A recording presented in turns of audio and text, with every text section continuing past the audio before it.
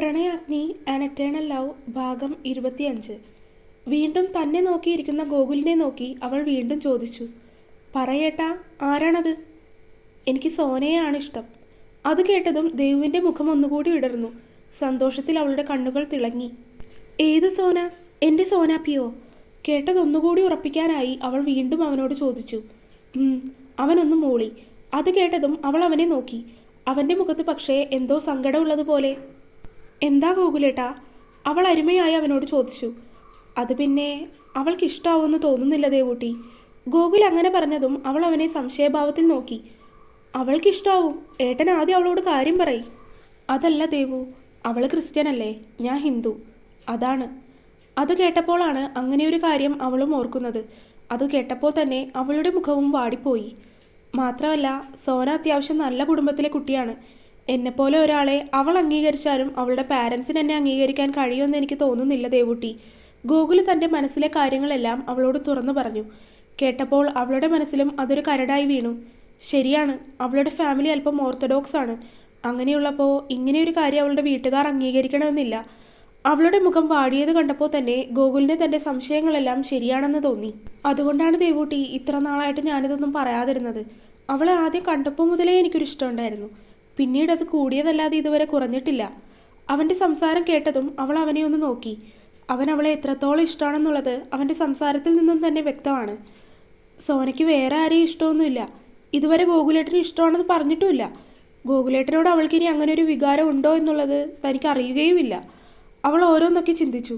ചിന്തിച്ചിരിക്കുന്നതിനനുസരിച്ച് അവളുടെ മനസ്സിലേക്ക് എല്ലാം നെഗറ്റീവായിട്ടാണ് കിട്ടിക്കൊണ്ടിരുന്നത്. ഗോകുലേട്ടൻ വളരെ നല്ലൊരാളാണെന്ന് അവൾക്കറിയാം. സോനയെ നല്ല രീതിയിൽ നോക്കിക്കോളും. എന്നാലും അച്ഛനും അമ്മയ്ക്കും ഒരേ ഒരു മകളായ സോന അവരെ എതിർത്ത് ഗോകുലേട്ടനെ വിവാഹം ചെയ്യുമെന്ന് തോന്നുന്നില്ല. ചിലപ്പോൾ കുഴപ്പമൊന്നും ഉണ്ടാകില്ല ഗോകുലേട്ട. ഏട്ടൻ അവളോട് ധൈര്യമായിട്ടൊന്ന് പറഞ്ഞു നോക്ക്. അത്ര ഉറപ്പില്ലെങ്കിലും അവൾ അവനോട് പറഞ്ഞു. നോക്കാം. അവളുടെ ഉറപ്പില്ലാത്ത സംസാരത്തിലും വാടിയിരിക്കുന്ന മുഖത്തിൽ നിന്നും താൻ വിചാരിച്ചതുപോലുള്ള പ്രശ്നങ്ങൾ ഉണ്ടാകുമെന്ന് ഗോകുലിന് മനസ്സിലായി. ദേവു കുറച്ചു സമയം ഒന്നും മിണ്ടിയില്ല. അവൾ പല പല ചിന്തയിലായിരുന്നു. ദേവൂട്ടി എന്താ മിണ്ടാതിരിക്കുന്നത്? ഒന്നുമില്ല ഗോകുലേട്ട. ഇതൊക്കെ കേട്ടിട്ട് നിനക്കെന്നോട് വെറുപ്പായോ? ഇത്രനാളും ഇതൊക്കെ പറയാതിരുന്നത് കൊണ്ട്. ഗോകുലേട്ട, എന്തൊക്കെയായി പറയുന്നത്? ഞാൻ അങ്ങനെയൊന്നും കരുതിയിട്ടില്ല. അത് പറഞ്ഞ് ഗോകുൽ നടന്നു നീങ്ങി. അവനെ ഒന്ന് നോക്കി നിശ്വസിച്ചുകൊണ്ട് ദേവു അവിടെ തന്നെ ഇരുന്നു. ഈ സംഭവങ്ങളൊക്കെ ദേവൂട്ടി മഹിയോട് പറഞ്ഞു കഴിഞ്ഞതും അവൻ എന്തോ കാര്യമായ ചിന്തയിലാണ്. എന്താ ഇത്ര ആലോചിക്കുന്നത് മഹിയേട്ടാ? അല്ല, ഇത്ര വലിയ കാര്യമൊക്കെ സൂക്ഷിക്കാനുള്ള മനസ്സ് എൻ്റെ ദുർഗയ്ക്കുണ്ടല്ലോ എന്നാലോചിച്ചതാണ്. മഹി അവളെ കളിയാക്കുന്ന രീതിയിൽ പറഞ്ഞു. പോ. അവൾ അവൻ്റെ വയറിലായി ഒരു കുത്തു കൊടുത്തു. അല്ല, എന്നിട്ട് ഗോകുൽ സോനയോട് ഇഷ്ടമാണെന്ന് പറഞ്ഞോ? ഇല്ല, ഞാൻ പോകാതിരുന്ന 2 ദിവസം സോനയും പോയില്ലല്ലോ, അതുകൊണ്ട് പറഞ്ഞു കാണില്ല. പിന്നെ ഇന്നും പറഞ്ഞിട്ടില്ല. നാളെ മിക്കവാറും നിൻ്റെ അടുത്ത് വന്നവൻ ചോദിക്കുമായിരിക്കും നമ്മുടെ കാര്യം. ചോദിക്കും. ഇത്രയും വലിയൊരു കാര്യം ഇത്ര നാളും പറയാതിരുന്നതിൽ പരിഭവം ഉണ്ടാവുമായിരിക്കും. പക്ഷെ ദേഷ്യമൊന്നും കാണിക്കില്ല, പാവാണ്. അല്ല, എന്നിട്ട് നീ സോനയോട് പറഞ്ഞോ അവൻ വന്ന് പറഞ്ഞ കാര്യം? പറഞ്ഞില്ല മഹിയേട്ടാ. ആരോടെന്ത് പറയണമെന്ന് എനിക്കറിയില്ല. സോനയും ഗോകുലേട്ടനും രണ്ടുപേരും എനിക്ക് ഏറെ പ്രിയപ്പെട്ടവരാണ്. ഞാൻ എല്ലാ കാര്യങ്ങളും സോനയോട് പറയുന്നതാണ്. പക്ഷേ ഇത് ഗോകുലേട്ടൻ തന്നെ അവളോട് പറയട്ടെ എന്ന് കരുതി ഞാൻ ഇതുവരെ പറഞ്ഞിട്ടില്ല. മഹി മൂളി. അവൻ്റെ മൂളൽ കേട്ടതും അവൾ തലയുയർത്തി അവനെ നോക്കി. ഒന്നിക്കാൻ വിധിയുള്ളവരാണെങ്കിൽ അവർ ഒരുമിക്കുക തന്നെ ചെയ്യും ദുർഗെ. നമ്മുടെ കാര്യം തന്നെ കണ്ടില്ലേ? അവൻ പറഞ്ഞതും അവൾ ഒന്നും മിണ്ടാതെ അവനിലേക്ക് കൂടുതൽ പറ്റിച്ചേർന്ന് കിടന്നു. ആ കിടപ്പിൽ ഇരുവരും ഉറങ്ങിപ്പോവുകയും ചെയ്തു. രാവിലെ ദേവു ഉണർന്നു നോക്കുമ്പോൾ മഹി അടുത്തില്ല. നടക്കാൻ പോയി കാണുമെന്ന് അവൾക്ക് മനസ്സിലായി. അല്ലെങ്കിൽ ഇത്ര രാവിലെ ഉണരില്ല. കുളിച്ച് ഡ്രസ്സ് മാറി അടുക്കളയിലേക്ക് പോയി. അപ്പച്ചി ഇതുവരെ എഴുന്നേറ്റിട്ടില്ല. വേഗം രാവിലേക്കുള്ള ഭക്ഷണമൊക്കെ ഉണ്ടാക്കി വെച്ചു. അപ്പോഴേക്കും അപ്പച്ചി എത്തി. ഇരുവരും ചേർന്ന് ഉച്ചയ്ക്ക് കഴിക്കാനുള്ള ഭക്ഷണവും ഉണ്ടാക്കി. മഹിയേട്ടൻ വന്നില്ലല്ലോ എന്ന് ചിന്തിച്ച് അവൾ അടുക്കളയിൽ നിന്ന് പുറത്തേക്ക് വരുമ്പോഴാണ് മഹി ജോഗിങ് കഴിഞ്ഞ് വന്നത്. അവളെ നോക്കി ഒന്ന് കണ്ണ് ചിമ്മി കാണിച്ച് അവൻ മുറിയിലേക്ക് നടന്നു. അടുക്കളയിലെ ജോലിയെല്ലാം കഴിഞ്ഞതുകൊണ്ട് അവളും മുറിയിലേക്ക് നടന്നു. അലമാരയിൽ നിന്നും കുളിക്കാനുള്ള ഡ്രസ്സ് എടുക്കുകയാണ് മഹി. ജോഗിങ് കഴിഞ്ഞ് കുളിച്ചു കഴിഞ്ഞാലേ മഹി ചായ കുടിക്കൂ. അവളെ ഒന്ന് നോക്കി അവൻ കുളിക്കാൻ കയറി. ആ സമയത്തിന് അവൾ അവൻ്റെ ഷർട്ടും അവളുടെ യൂണിഫോമും അയൺ ചെയ്ത് വെച്ചു. താഴേക്ക് വന്ന് ചായ എടുത്ത് അവൻ കുളി കഴിഞ്ഞിറങ്ങി ചായ കുടിച്ചു. 3 പേരും ഒരുമിച്ചിരുന്ന് ഭക്ഷണം കഴിച്ചു. ഭക്ഷണം കഴിച്ചു കഴിഞ്ഞതിന് ശേഷം യൂണിഫോം ഇടാനായി ദേവു മുറിയിലേക്ക് ചെന്നു. ഒരുങ്ങിയെല്ലാം കഴിഞ്ഞതിന് ശേഷം അവളുടെ നോട്ടം അടുത്തായിരിക്കുന്ന സിന്ദൂരത്തിൻ്റെ സ്റ്റിക്കിലേക്ക് നീണ്ടു. പിന്നീട് ഒന്നും ആലോചിക്കാതെ അതെടുത്ത് സീമന്തരേഖയിൽ നീട്ടി വരച്ചു. ദേവു കോളേജിലേക്ക് പോകാൻ ഇറങ്ങിയ സമയം മഹി അവളെ വന്ന് വിളിച്ചു. മഹിയും ഇന്ന് നേരത്തെ പോകാൻ റെഡിയായി നിൽക്കുന്നുണ്ട്. ദുർഗെ, മഹി വിളിക്കുന്നത് കേട്ടതും എന്താണെന്ന രീതിയിൽ അവൾ തിരിഞ്ഞു നോക്കി. ഇന്ന് ഞാൻ ആക്കിത്തരാം. അവൻ പറഞ്ഞതും അവൾ അവനെ വിടർന്ന കണ്ണുകളോടെ നോക്കി. ശേഷം സന്തോഷത്തോടെ ശരിയെന്ന് തലയാട്ടി. അപ്പച്ചിയോട് പറഞ്ഞ് ഇരുവരും ഇറങ്ങി. കാറിലാണ് പോയത്. എന്താണ് ഭാര്യയെ, പതിവില്ലാതെ സിന്ദൂരമൊക്കെ തൊട്ടാണല്ലോ വരവ്. അവൾ അത് തൊട്ടതിലുള്ള ഉദ്ദേശം അറിയാമെങ്കിലും അവൻ വെറുതെ അവളെ കളിയാക്കാൻ എന്ന രീതിയിൽ ചോദിച്ചു.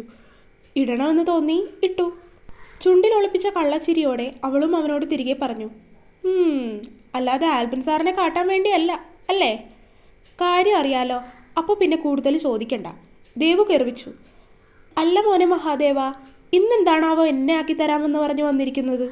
അത് കേട്ടതും മഹിയുടെ മുഖം ഇഞ്ചി കടിച്ച കുരങ്ങൻ്റെ പോലെയായി. കാരണം കോളേജിൽ എല്ലാവരും കണ്ടോട്ടെ എന്ന് കരുതി തന്നെയാണ് ഇന്ന് അവളെ ആക്കിക്കൊടുക്കാമെന്ന് കരുതി കൊണ്ടുവന്നത്. വേറൊന്നിനുമല്ല, നിന്റെ ആൽബിൻ സാറിനെ കാണിക്കാൻ വേണ്ടി തന്നെയാണ്. ഒട്ടും ആലോചിക്കാതെ മഹി വേഗം തന്നെ മറുപടി പറഞ്ഞു. ഓ. അവനെ നോക്കി കോക്കിരി കാണിച്ച് അവൾ തിരിഞ്ഞിരുന്നു. കുറച്ചു സമയം കഴിഞ്ഞപ്പോൾ തന്നെ അവളുടെ ഫോണിലേക്ക് കോൾ വന്നു. എടുത്തു നോക്കാതെ തന്നെ അത് ആരാണെന്ന് അവൾക്ക് മനസ്സിലായി. സോനയാണ്. ബാഗിൽ നിന്നും ഫോൺ എടുത്ത് അവൾ മഹിയോട് പറഞ്ഞു. ഹലോ ദേവൂട്ടി, എടി നീ ഇന്ന് വരുന്നില്ലേ? എടുത്ത പാടെ ദേവുവിനെ ഒന്നും പറയാൻ സമ്മതിക്കാതെ സോന വേഗം തന്നെ ഇങ്ങോട്ട് ചോദിച്ചു. ഞാൻ വരുന്നുണ്ട് സോനാപ്പി, ദേ മഹിയേട്ടനാണ് എന്നെ കൊണ്ടുവന്നാക്കുന്നത്. ഒരു 5 മിനിറ്റ്, അതിനുള്ളിൽ ഞങ്ങൾ എത്തും. ആണോ? ഞാൻ ബസ്സിലാണ്, കോളേജ് എത്താനായി. ഞാനെങ്കിൽ പാർക്കിംഗ് ഏരിയയുടെ അടുത്ത് വെയിറ്റ് ചെയ്യാം. അത് പറഞ്ഞ് സോന കോൾ കട്ടാക്കി. 5 മിനിറ്റിനുള്ളിൽ തന്നെ മഹിയുടെ കാർ കോളേജിൻ്റെ കോമ്പൗണ്ടിനകത്തേക്ക് കയറി.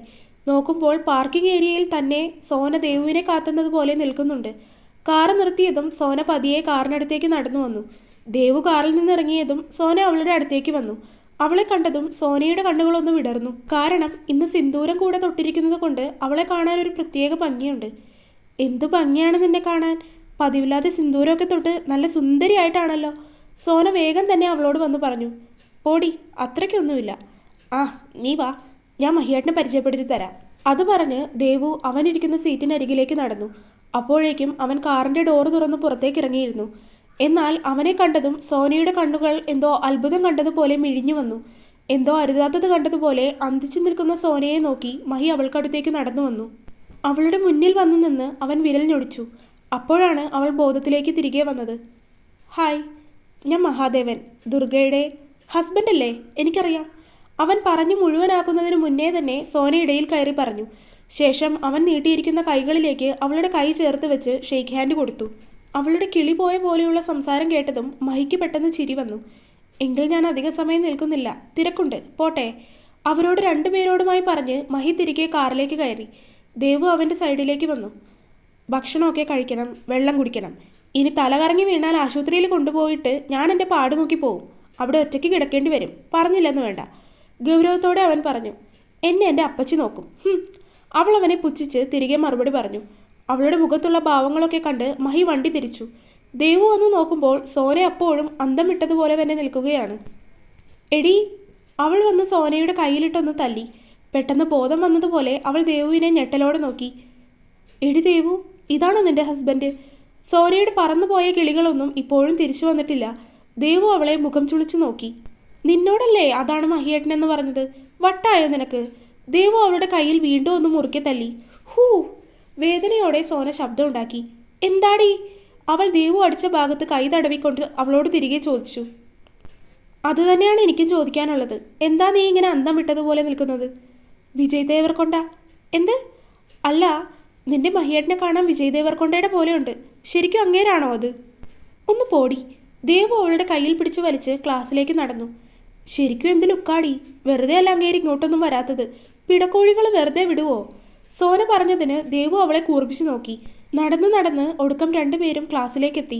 ക്ലാസ്സിലിരിക്കുമ്പോൾ ആൽബിൻ സാർ വന്നിരുന്നെങ്കിൽ നന്നായേനെ എന്നാണ് സോനയും ദേവുവും ഒരുപോലെ കരുതിയത്. പക്ഷേ കരുതിയതുപോലെ ആയിരുന്നില്ല, അയാൾ വന്നില്ല. സമാധാനമായിട്ടിരിക്കുകയായിരുന്നു അവൾ അന്ന് ക്ലാസ്സിൽ. ഒന്ന് അന്വേഷിച്ചപ്പോൾ അറിഞ്ഞു ആൽബിൻ സാർ ലീവാണെന്ന്. പക്ഷേ ദേവുവിൻ്റെ മനസ്സിൽ അപ്പോഴും നിറഞ്ഞു നിന്നത് ഗോകുലിൻ്റെ കാര്യമായിരുന്നു. അവനിനി എങ്ങനെ തന്നോട് പെരുമാറുമെന്ന ചിന്തയായിരുന്നു. ഇന്നെന്തായാലും ഗോകുലിനെ ഒന്ന് കാണണം എന്നുകൂടി അവൾ കരുതിയിരുന്നു. സാധാരണ ഇൻ്റർവെൽ സമയത്ത് ക്ലാസ് റൂമിൻ്റെ മുന്നിലൂടെയോ അല്ലെങ്കിൽ അതിലൂടെയൊക്കെ നടന്നു പോകുന്ന ആളാണ്. പക്ഷേ ഒന്ന് കാണണമെന്ന് കരുതിയിട്ട് അവനെ കണ്ടു കിട്ടുന്നില്ലായിരുന്നു. അങ്ങനെ അന്നത്തെ ദിവസം കടന്നുപോയി. അവനെ കാണാനും പറ്റിയില്ല. തുടരും. അപ്പോൾ വീഡിയോ കണ്ടവരെല്ലാവരും വീഡിയോ ലൈക്ക് ചെയ്യുക. നിങ്ങളുടെ അഭിപ്രായങ്ങൾ എന്ത് തന്നെയായാലും അത് കമൻ്റായിട്ട് അറിയിക്കുക. ചാനൽ സബ്സ്ക്രൈബ് ചെയ്യാത്തവർ സബ്സ്ക്രൈബ് ചെയ്യുക. അടുത്ത പാർട്ടായിട്ട് നാളെ വരാം. ബൈ.